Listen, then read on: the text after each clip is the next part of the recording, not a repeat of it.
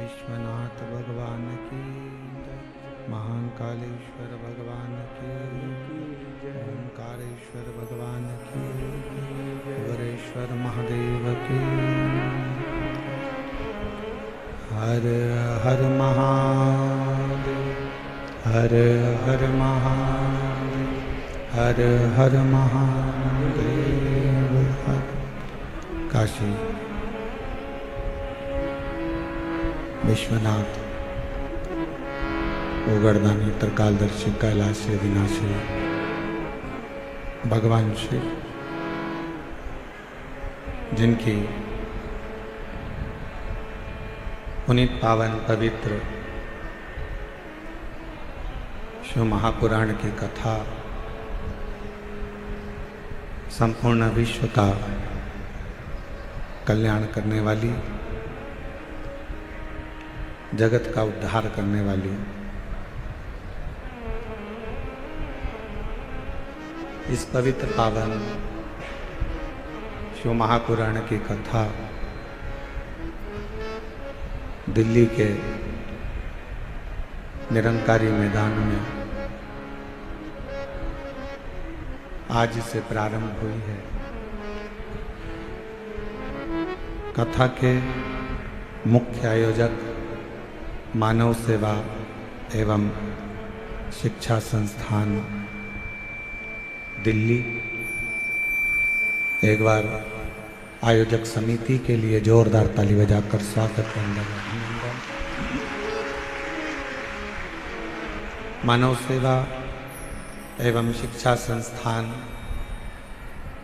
दिल्ली द्वारा आयोजित ये पवित्र पावन शिव महापुराण की कथा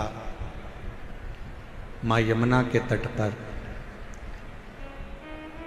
दिल्ली की इस पवित्र भूमि पर,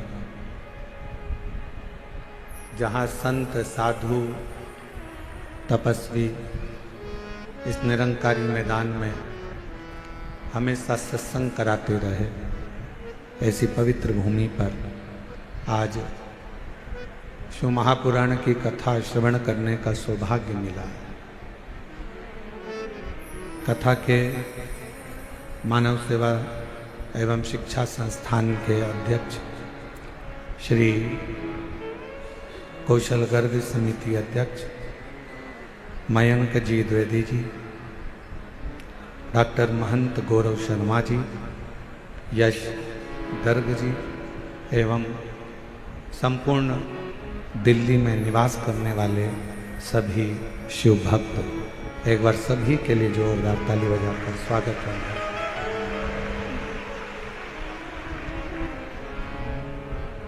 तेरी कृपा बिना न हिले एक भी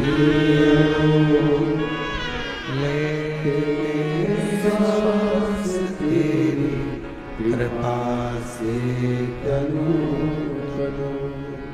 बखान क्या करो मैं राहों के ढेर का, चपटी बबूत में खजाना कुबेर का, हे गंगाधार मुक्ति द्वार ओंकार तू, भोले ओंकार तू, आयुष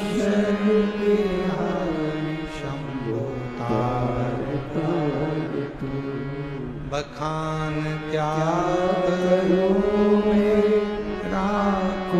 के ढेर का, चपटी बहुत में है खजाना कुबेर का, हे गंगाधार मुक्ति द्वार ओंकार तू, भोले ओंकार तू, आयु।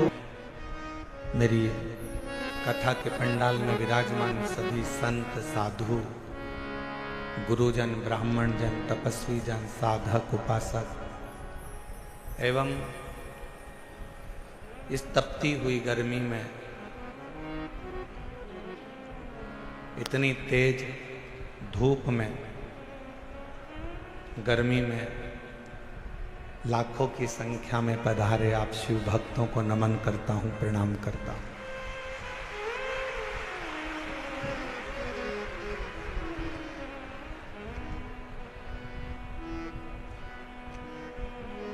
इसमें मानव सेवा संस्थान, शिक्षा संस्थान दिल्ली जल चढ़ाया था, उसका पुण्य दिल्ली वालों को प्राप्त हुआ।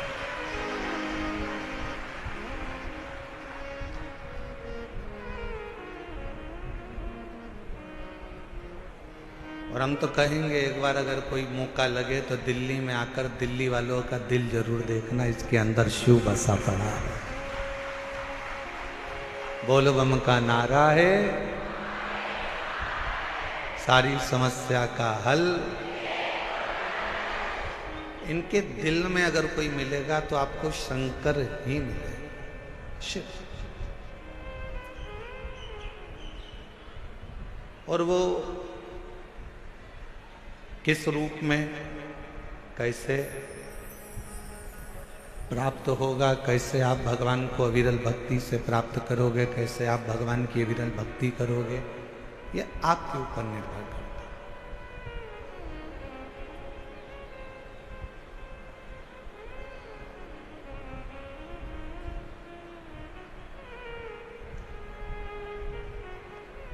अभी हम आ रहे थे तो थोड़ा सा ट्रैफिक का जाम था। कुछ माताएं रिक्शे में से उतर कर बोली, क्यों गुरुजी तुम भी जाम में फंस गए?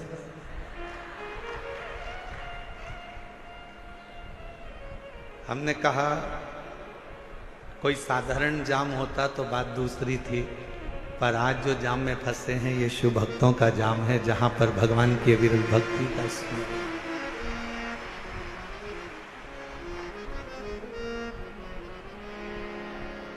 उसको पाने की एक ललकता, जितने दिल से दिल्ली वालों आप शिव महापुराण की कथा को श्रवण करोगे, ये निश्चित है मेरा शिव आपको खाली नहीं भेजेगा। आपकी भक्ति शिव के प्रति, और मैंने तेरे ही भरोसे बाबा, तेरे ही भरोसे हवा विच उड़ती जावांगी बाबा, डोर तो छड़ी कटी जावांगी, भोले मैं तेरी कदम, शंभू मैं तेरी कदम, हवा विच उड़ती जावांगी बाबा, डोर हटो छड़ी कटी जावांगी। शिव केवल एक भगवान ही नहीं, शिव केवल एक देवता ही नहीं, शिव हमारे शरीर में जो श्वासें चल रही है, जो धड़कनें निकल रही है, जो श्वास हमारे शरीर में प्रतिदिन चल रही है, वही शिव है, वही शिव।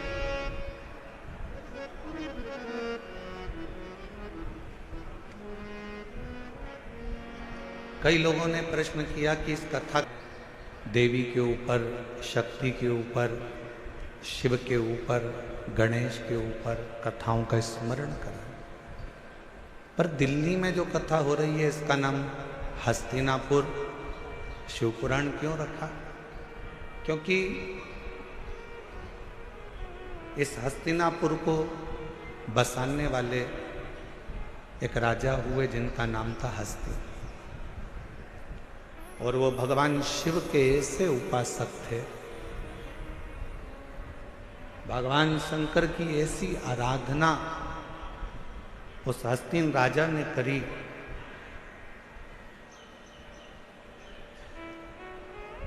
कि स्वयं शिव उस राजा के कल्याण के लिए इस पृथ्वी पर अपना चरण रखकर उस राजा के कल्याण के लिए इस भूमि पर आ जाते।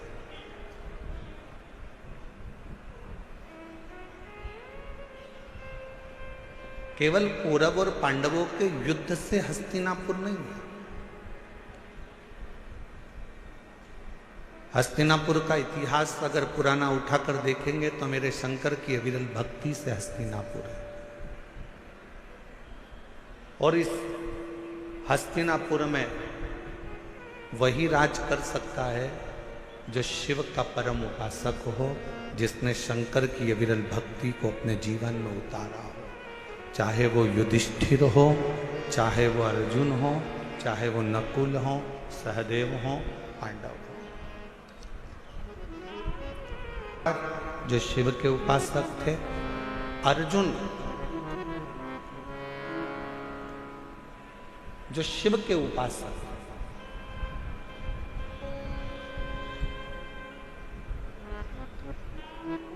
गुरु द्रोणाचार्य ने अपने 105 शिष्यों को बुलाया, 100 कौरव, 5 पांडव। शिक्षा का पहला दिन था, और शिक्षा का जो पहला दिन होता है वो बड़ी परीक्षा का दिन होता है। कथा का जो पहला दिन होता है बड़ी परीक्षा का दिन होता है। बहुत सारी विघ्न आते हैं, बहुत सारी तकलीफें आती हैं, बहुत सारी समस्या आती है,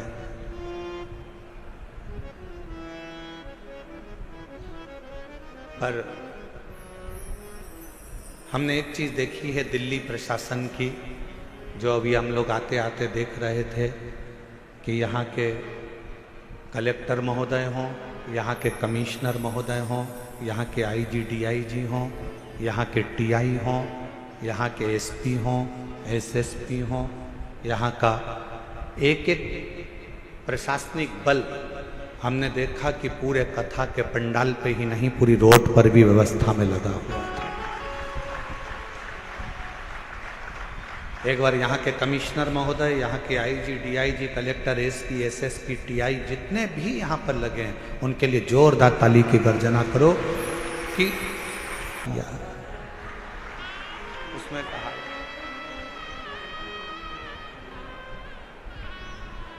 हमने यजमान से पूछा तुमने कितने पंडाल बनाए, तो कहा 3 पंडाल ये है, पीछे के पंडाल, साइड के पंडाल से मिला लो तो 8-9 पंडाल बने हुए हैं। फिर हमने आते आते पूछा पंडालों में जगह कितनी खाली है, तो कि एक पांव रखने की जगह नहीं है, सारे पंडाल बाबा के भरे पड़े हुए। और इसको कौन संभाल रहा, कौन?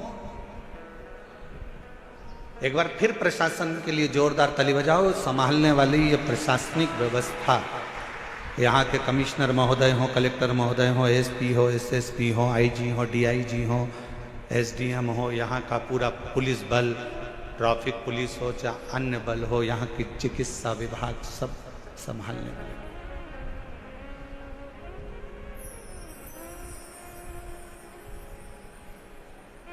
शिव तत्व। पहला दिन परीक्षा का होता है और बहुत परीक्षा देना पड़ती है। 105 गुरु द्रोणाचार्य के शिष्य सामने आकर खड़े हो गए। बाल्यावस्था थी, बैठ गए। खबर मिली कि इनको शस्त्र की शिक्षा देंगे।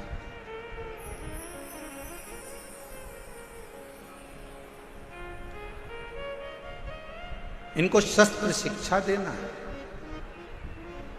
कि आप में से जो मुझे शीश का दान दे देगा, मैं उसको शस्त्र की शिक्षा दे दूंगा।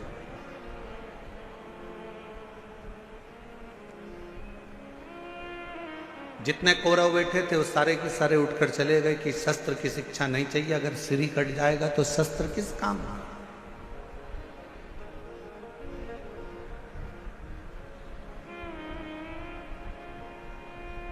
वो शस्त्र किस काम का? जैसे हमने पहले भी कथा में कहा, फिर कहते हैं, शिव महापुराण की कथा में जब भी आओ तो अपने साथ कोई कीमती सामान लेकर, सोना चांदी हीरा पन्ना चैन अंगूठी मोबाइल पर्स कोई भी कीमती सामान लेकर मत आओ, क्योंकि यहाँ एक ही कीमत वाला है और वो मेरा देव अधिदेव महादेव मेरा शंकर है। आपकी चप्पल भी अगर कीमत वाली है ना तो उसको भी कथा के पंडाल में लेके मत आओ, घर में अलमारी में सजा के रखो। कथा के पंडाल में अगर कथा सुनने के लिए अगर आप आ रहे हो तो ये सोच कर जाना कि मैं कोई कीमत वाली वस्तु मेरे बाबा को दिखाने के लिए नहीं जा रही हूं। मैं तो कीमत के रूप में मेरा शंकर, मेरा उघड़दानी, मेरा शिव जो कीमती है उस शंकर को पाने के लिए जा रही हूं।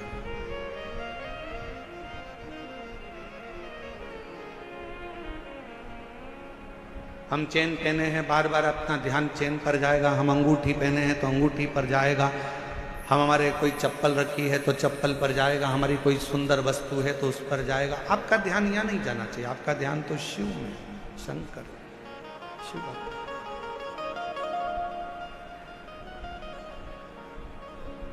और मेरे भोले तेरा सहारा है,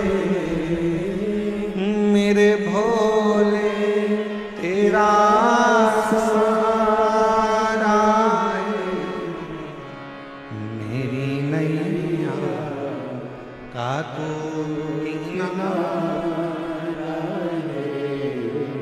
मेरी नैया का तू किनारा है, मेरे बाबा तुझे पुकारा है,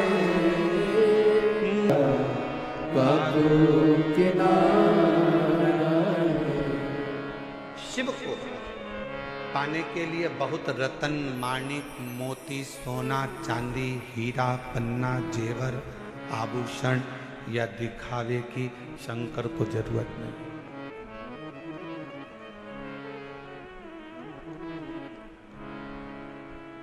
तुम्हारे धन की भी शंकर को जरूरत नहीं।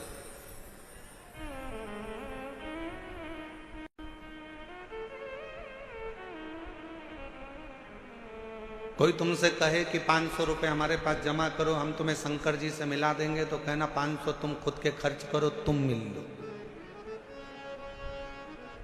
शिव को धन की जरूरत नहीं है। अगर शंकर को धन की जरूरत होती तो सोने की लंका का दान भगवान शंकर रावण को नहीं कर देते।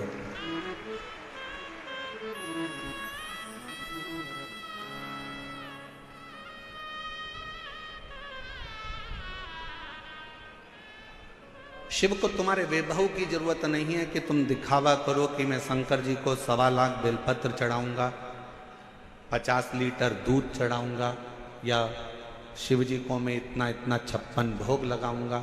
शिव जी कहते मुझे तुम्हारा वैभव भी नहीं चाहिए। क्या करूंगा तुम्हारे वैभव का? फिर किसी ने कहा मैं शंकर भगवान को एसी के कमरे में, एसी के महल में भगवान शिव को रखूंगा तो शिव को तुम्हारा एसी का रूम भी नहीं चाहिए।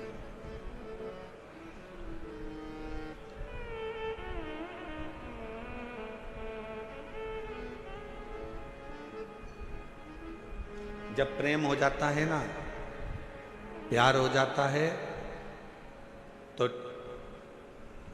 छोरी छोरे से कहती है, लड़की लड़के से कहती है कि आप और हम तो एक टूटे हुए झोपड़े में भी रह लेंगे अगर प्रेम है तो, और प्रेम नहीं है तो करोड़ों का महल भी बेकार लगता। शिव भी यही कहते हैं, आपका अगर प्रेम है शंकर जी के प्रति, आप शिव जी को अपना मान लिए हो कि ये मेरा पिता है, ये मेरा बाबुल है, ये मेरा बाप है। अगर तुमने मान लिया कि शिव मेरे पिता है, मेरे बाबुल है, मेरे पिता हैं, तो फिर महल की जरूरत नहीं पड़ेगी। शिव तुम्हारे दिल में निवास करेंगे, वो दिल कैसा भी हो, वो हृदय कैसा। ना उसको वैभव चाहिए, ना उसको धन चाहिए, ना उसको दौलत चाहिए। तुम्हारी संपदा से भी उसको कोई मतलब नहीं। उसको तो केवल तुम्हारी निर्मल भक्ति और दिल से बन सके तो उच्चारण, श्री शिवाय नमस्तु, श्री शिवाय नमस्तु, श्री शिवाय नमस्तु, श्री शिवाय नमस्तु। तुमने जो दिल से उसको पुकारा, बस वही उसको चाहिए।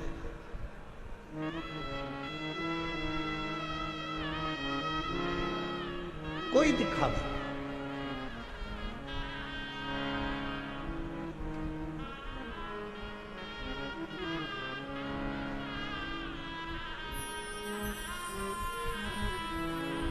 कुछ माताएं झंडा ले लेकर पैदल आ रही थी। पूछा,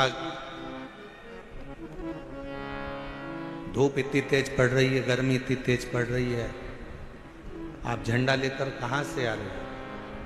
कहा, हम गुरुग्राम से पैदल चलते हुए कथा में धन्यवाद देने के लिए बाबा को। इतना भरचक गर्मी, इतना तेज तपन, जमीन तप रही है, इतनी तेज गर्मी पड़ रही है। शंकर का संवाद कह रहा है, पहला दिन परीक्षा का होता है। गुरु द्रोणाचार्य ने शस्त्र की शिक्षा देने से पहले परीक्षा करी है। कहा, ये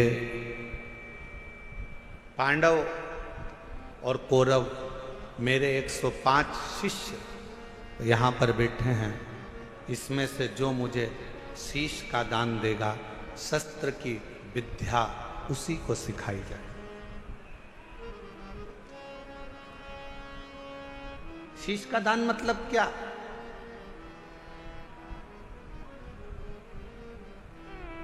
क्यों घर के लोग कहते हैं कि बेटी घर आना, घर के बुजुर्गों के आगे शीश झुकाना। शीश झुकाना मतलब शीश का दान दे देना। शास्त्र कहता है शीश का दान का मतलब ये होता है कि आप अपने भीतर का अहंकार उनके चरणों में डाल दिए हो और आपके अंदर अहंकार बसा नहीं है, आप उसके हो गए। अभिमान आपने त्याग दिया,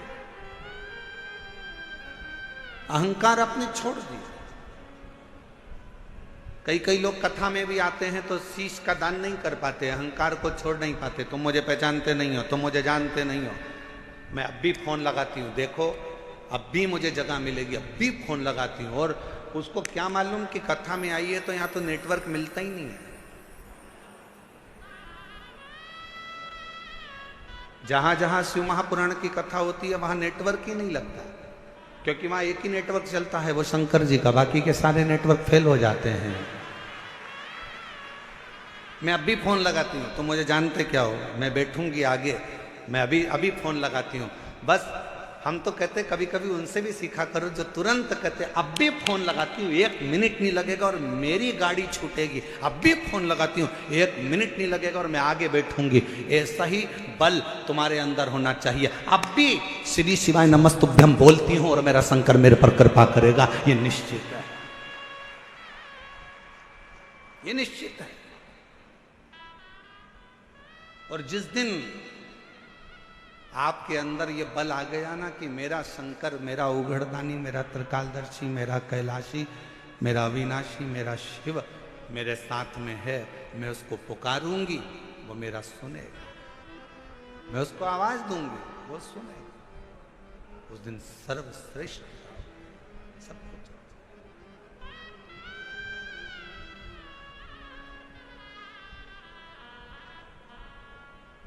क्यों आए हो कथा में? अपना अपना एसी का कमरा छोड़कर, जम के बोलो जरा, अपने अपने घर का कूलर, एसी, पंखा, एसी की गाड़ी, डनलप का गद्दा, सोफा सेट सब छोड़कर कथा में गाड़ी भी दूर रुकी, पैदल पैदल धूप में चलते चलते कथा के पंडाल में पहुंचे। जरा विचार करिएगा क्यों आए हो? क्योंकि तुमको मालूम है कि मैं 12 ज्योतिर्लिंग की यात्रा करने नहीं जा सकती, पर अगर मेरे नजदीक में शिव महापुराण की कथा हो रही है, वहां जाकर पहुंच गई तो 12 ज्योतिर्लिंग का फल हमें प्राप्त हो। मेरा शिव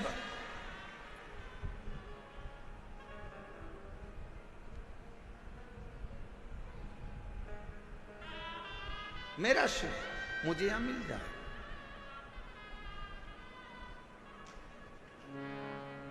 मेरा शंकर मुझे यहां मिलेगा।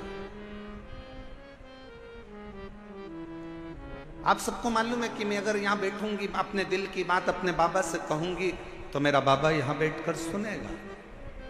और कितनी बड़ी कृपा दिल्ली की इस कथा में हो रही है मेरे भोलेनाथ जी की। जरा विचार करिएगा कि कथा के मध्य में ही 24 तारीख को प्रदोष पड़ जाएगा, 25 तारीख को मासिक शिवरात्रि पड़ जाएगी, 26 तारीख को कथा की गुरु द्रोणाचार्य ने सामने बिठाया अपने शिष्यों को।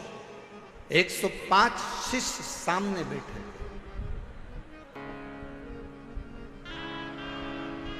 और गुरु द्रोणाचार्य ने सामने बैठे हुए 105 शिष्यों से कहा कि तुम में से जो शीश का दान देगा वो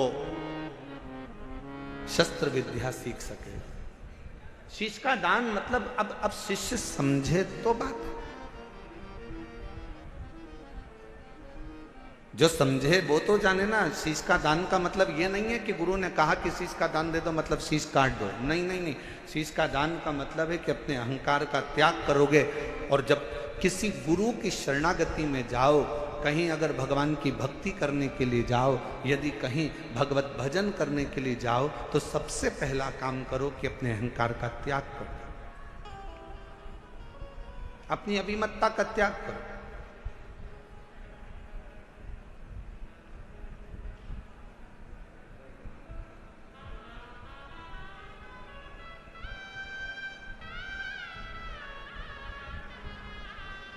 कल हम देख रहे थे बहुत बड़ी बड़ी बिल्डिंग है दिल्ली में बनी है, इतनी बड़ी बड़ी बिल्डिंग है बनी, इतना बड़ा बड़ा मकान बना, इतना बड़ा बड़ा मकान बना। तो हमारे साथ में जो हिमांशु पंडित जी थे वो कह रहे थे गुरुजी कितनी बड़ी बड़ी बिल्डिंगें बनी हैं। हमने कहा अपने शहरों में या अपने छोटे छोटे पुराने पुराने गांव हैं उसमें बड़ी बिल्डिंग भले नहीं होती थी पर बड़े मकान जरूर होते थे। और उस मकान में और यहाँ के मकान में एक बहुत बड़ा अंतर है। वहाँ के मकान मौन रहकर बन जाते थे और यहाँ के मकान लोन लेकर बन जाते हैं।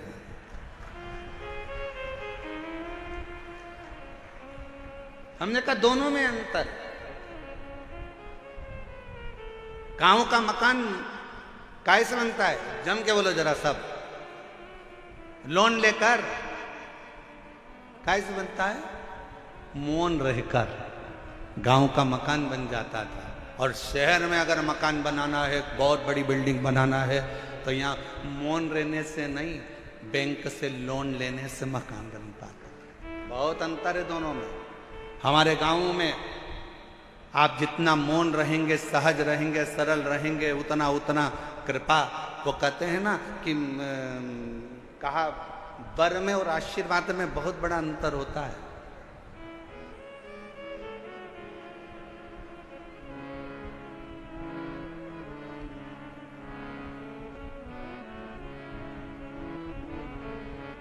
लंकापति रावण ने क्या मांगा था? शिवजी से वर मांगा था। वर मांगा। लंकापति रावण ने शिवजी से वर मांगा था और हिरण्यकशिपु ने क्या मांगा? तो कहा कि भगवान से वर मांगा।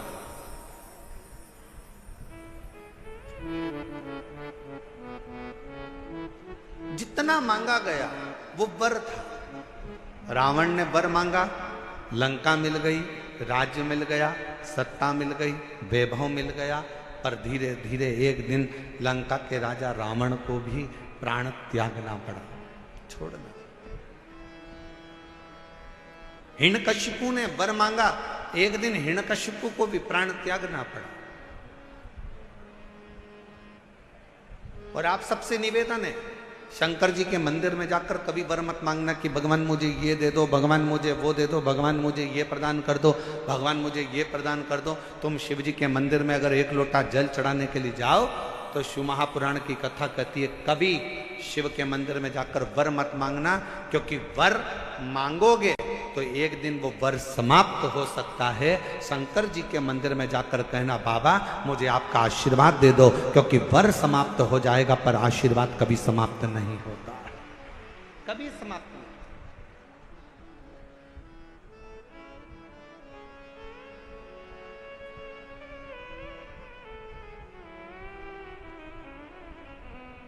हो सकता है कि वर मिला और समाप्त हो जाए, हो सकता है कि वर प्राप्त हुआ और वह समाप्त हो जाए, पर आशीर्वाद कभी समाप्त नहीं होता। अगर मेरे शंकर का, घर के बुजुर्गों का, माता पिता का, घर के बयों का, घर के बड़ों का, गुरुजन का, संत जन, साधु जन, तपस्वी जन का, या अपने घर के माता पिता या वृद्ध का जब आशीर्वाद मिल जाता है तो फिर वर की जरूरत भी नहीं पड़ती।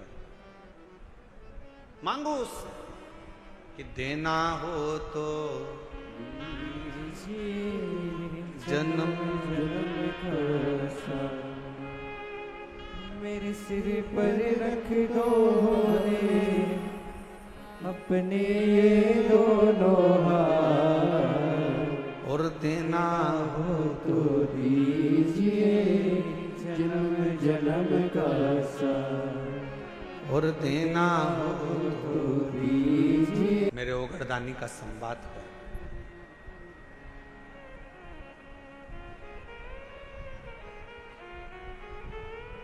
शीश का दान दीजिए। गुरु द्रोणाचार्य ने कहा कि जो शीश का दान दे देगा, जो शीश,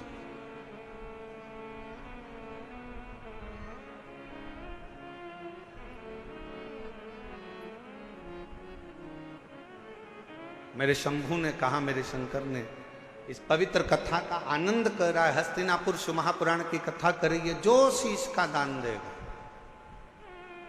वो मुझसे शस्त्र विद्या सीख लेगा।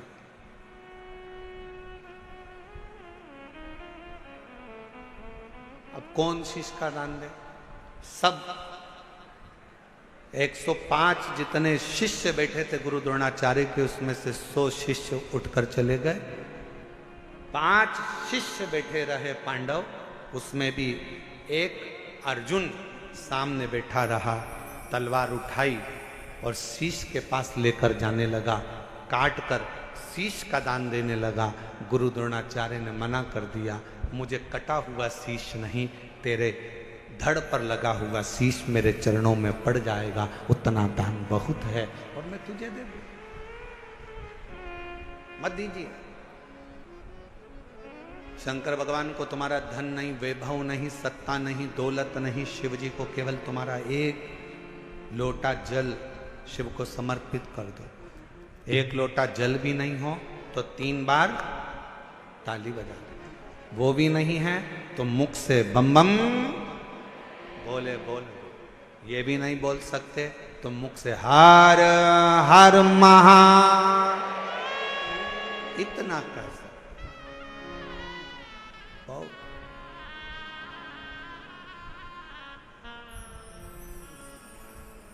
कुछ नहीं चाहिए।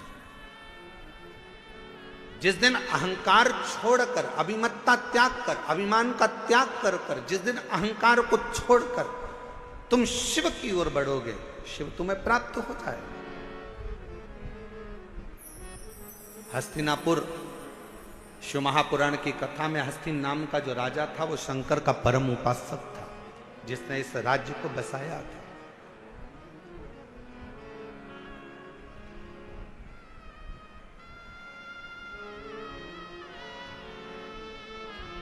एक शिव भक्त क्या कहता है, अभी कथा में कहा कि वर मत मांगो, आशीर्वाद मांग लो। भगवान अगर मिल भी जाए ना, तुम्हारे पास में आकर खड़ा भी हो जाए और कह दे ए मांग तुझे क्या चाहिए, तो उसे कह देना नहीं नहीं मुझे कुछ नहीं चाहिए, तुम तो तुम्हारा आशीर्वाद दे दो बस। क्यों? क्योंकि वरदान दोगे तो हो सकता है एक दिन समाप्त हो जाए। हमने फ्रिज मांग लिया, कूलर मांग लिया, एसी मांग लिया, ये मांग लिया, वो मांग लिया, गाड़ी मांग ली, बंगला मांग लिया, सामान मांग लिया, बेटा मांग लिया, बेटी मांग ली, दौलत मांग लिया, सत्ता मांग ली, हो सकता है एक दिन समाप्त हो जाए। पर यदि आपका अगर आशीर्वाद होगा तो ये कभी समाप्त होने वाला नहीं है। वर समाप्त हो सकता है पर आशीर्वाद कभी समाप्त नहीं होता, वो अजर और अमर रहता है। वो आपके आज भी है और कल भी है।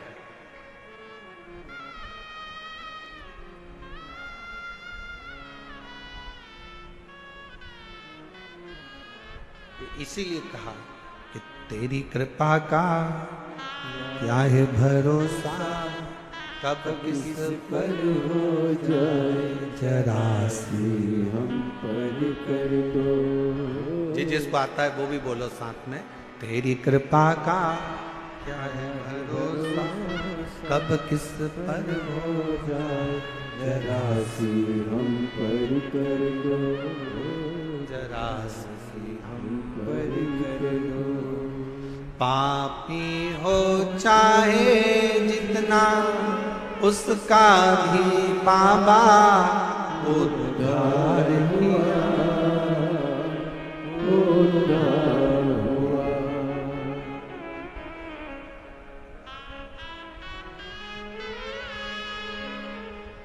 जिस पर भी हो गई तेरी करुणा कृपा वो बाबा उद्धार हुआ, उद्धार हुआ। जिस पर भी हो गई तेरी करुणा कृपा वो भव पार हुआ, भव पार हुआ। गिद्ध अजामिल गणिका जैसे मन को तुम्हारे भाई जरा सी हम पर कर दो, जरा सी हम पर कर दो। तेरी कृपा का क्या है भरोसा, कब किस पर हो जाए जरा सी हम पर कर दो, जरा सी हम पर कर दो। ज्यादा नहीं, बस आशीर्वाद दे दीजिए, वर नहीं चाहिए, शिव आपका साथ दे दीजिए।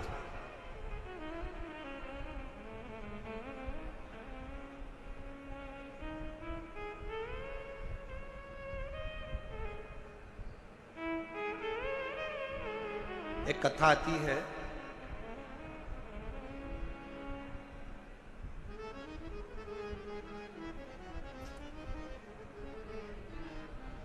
एक नारायण नाम का एक छोटा सा बालक था।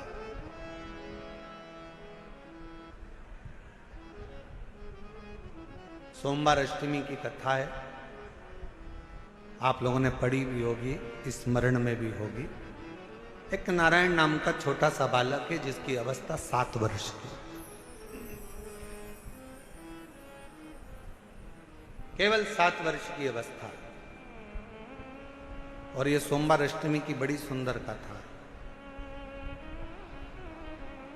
आज स्मरण में आई है तो आप लोग और हम लोग उसको श्रवण करें। और कभी अगर सोमवार की अष्टमी पड़े तो इस कथा का मनन चिंतन उस दिन जरूर करना। एक नारायण नाम का छोटा सा बालक जिसकी अवस्था 7 वर्ष की, पिता इसका जन्म होने के बाद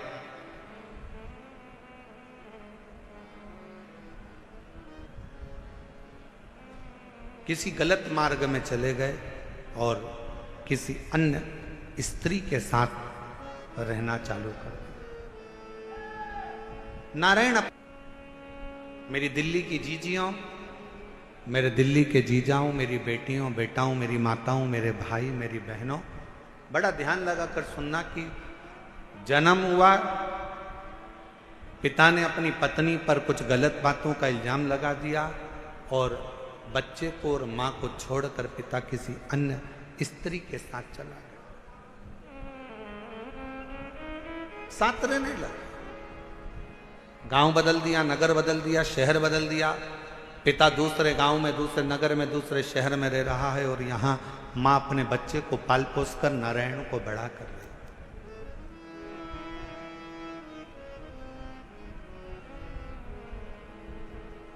छोटा सा बच्चा जैसे जैसे बड़ा हो रहा है, छोटा सा बच्चा जैसे जैसे बढ़ता जा रहा है वैसे वैसे अपने पिता के बारे में पूछता जा रहा है, मां मेरे पिताजी कहां है, मां मेरे पिताजी कहां है। जैसे 4 वर्ष के ध्रुव जी महाराज वन से तप कर कर आने के बाद अपनी मां से पूछते हैं कि मां मेरे पिता कहां है, और मां क्या उत्तर दे।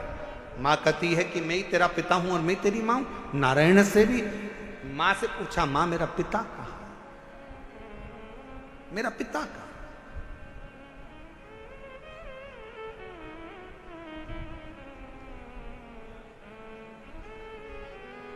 एक दिन गुस्से में आकर मां ने कह दिया, हुए बच्चे को मां ने एक दिन खूब डांटा, खूब फटकारा, पर बेटे की चित्त वृत्ति से पिता का स्मरण जाता नहीं, पिता का स्मरण नहीं जाता। मां मेरा पिता कहां है। बच्चे ने फिर चित्त पकड़ी। आखिरी में मां ने तुरंत चिल्लाकर कह दिया, पिता पिता कहता है, ये सामने जो पत्थर पड़ा है, सामने जो भाटा पड़ा है, सामने जो कंकर पड़ा है, सामने जो पत्थर पड़ा है, यही तेरा पिता है।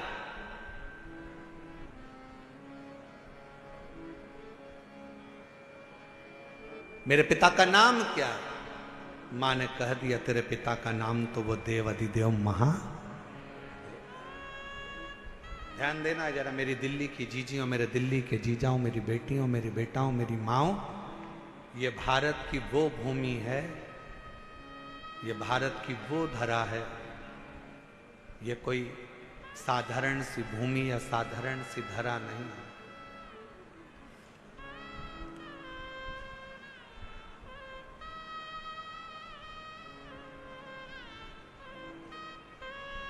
सात द्वीप, 245 देश और 4200 धर्म हैं पूरी दुनिया में। 7 द्वीप, 245 देश और 4200 धर्म पूरी दुनिया में है। और उसके बाद भी अगर आपका जन्म भारत की भूमि पर हो जाए और उसके बाद भी आपका जन्म सनातन हिंदू धर्म में हो जाए, तो भगवान को धन्यवाद देना कि तूने मुझे अच्छे कुल में पैदा किया।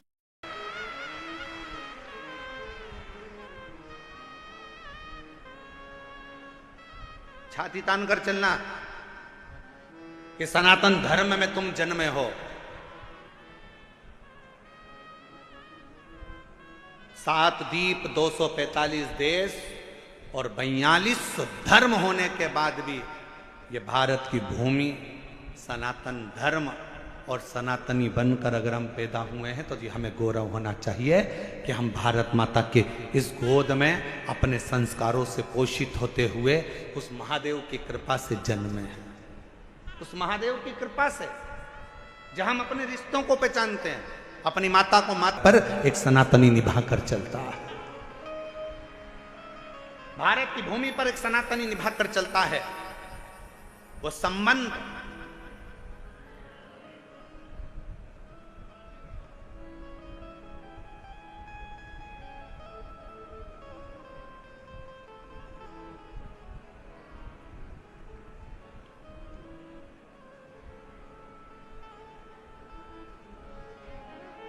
और कोई अच्छे संबंधी तो हैं तुम्हारे,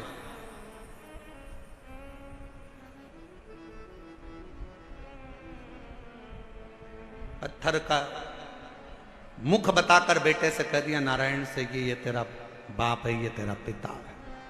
शिव महापुराण की कथा क्या करती है? शिव महापुराण की कथा ने करा क्या? शिव महापुराण की कथा ने केवल विश्वास जगाया है कि जिस तुम्हारे घर के पास के शंकर के मंदिर में एक लोटा जल चढ़ाने जाओ, जिस शिव जी के मंदिर में तुम जल चढ़ा रहे हो, जिस शंकर जी के मंदिर में तुम जल चढ़ाने गए हो, जिस शंकर जी के मंदिर में तुम बेलपत्र चढ़ाने गए हो, जिस शंकर जी के मंदिर में तुम स्तुति गाने गए हो, जिस शंकर जी के मंदिर में तुम भजन करने गए हो, जिस शंकर जी के मंदिर में तुम नाम जाप करने गए हो, बस तुमने उसको अपना पिता मान लिया। यही शिव पुराण कर रही हो, ये सोमवार की अष्टमी की कथा कर रही हो।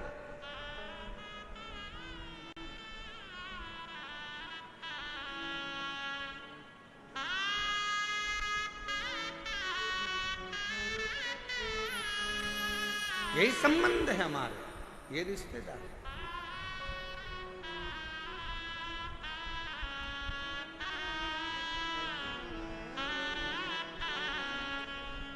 और रिश्ता तेरा मेरा सबसे प्यारा, रिश्ता तेरा मेरा सबसे प्यारा,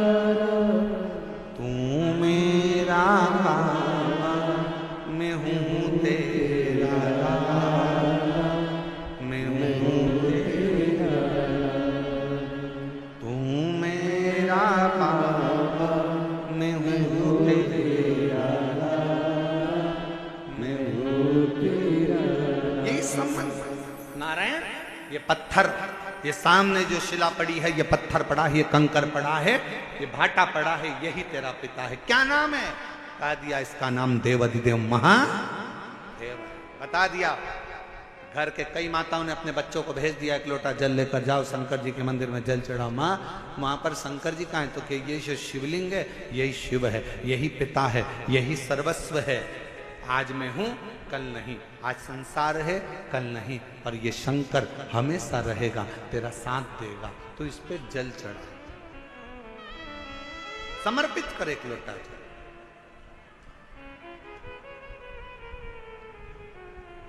और जब सिर पर अगर भोलेनाथ जी का हाथ हो तो फिर क्या दो? क्या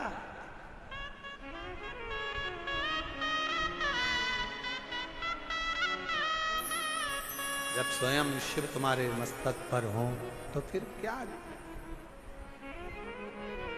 पितु भोले बाबा गौरा मैया, पितु भोले बाबा गौरा मैया, फिर क्यों फिकर करे भैया, तेरे कटेंगे कष्ट तमाम, फिकर फिर क्या करना, तेरे कटेंगे कष्ट तमाम, फिकर फिर क्या करना, क्या करना फिर क्या करना, क्या करना फिर क्या करना, क्या करना फिर क्या करना, क्या करना फिर क्या करना, तेरे सिर पर भोलेनाथ फिकर फिर क्या करना, तेरे सिर पर भोलेनाथ फिकर फिर क्या करना, दोनों हाथों से करना फिर क्या करना, ओ क्या करना फिर क्या करना, ओ क्या करना फिर क्या करना,